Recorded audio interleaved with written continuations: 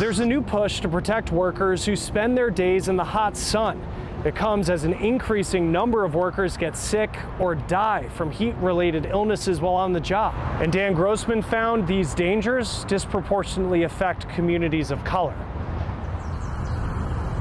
So, how about the weather we're having? Got another one of those? Yeah. Thank you. Outside of the landscaping industry, it's cheap small talk. So right now we're just doing a little sod removal. But to people inside, like Jeff here, it's as vital as anything else he discusses with his crew. It's been great with the cooler mornings.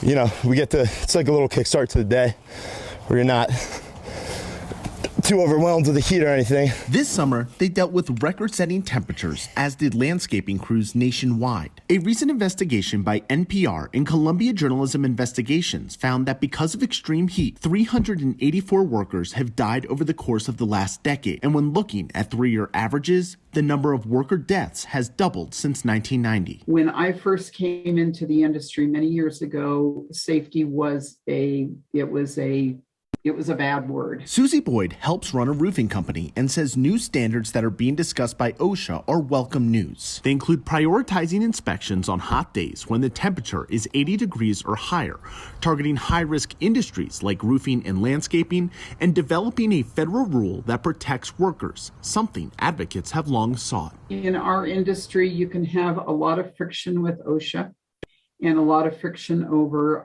restrictions because, of course, it slows down the work and you're sometimes not as profitable on the work. But what I've seen through the years and what I've experienced at our own company is we've cut the number of really terrible accidents way, way down, and that's good.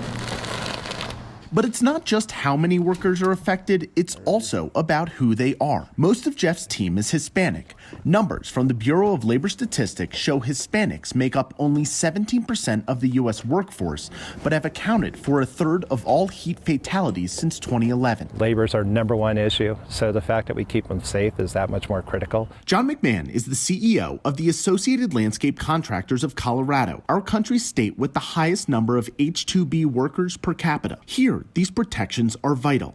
The pandemic has led to a shortage that has meant more work in extreme heat for fewer workers. You know, the fact that OSHA is doing this is actually, we welcome it, as long as it's practical, of course. We have the fact that we're extending our season, so now our seasonality is extending more into the winter and spring and fall months than we've had before. Since 2015, landscaping services have had the third highest number of severe injury reports, meaning workers like Jeff can now breathe a little easier knowing his health and his team's health are being prioritized by his company and those who monitor it. Yeah, that's perfect.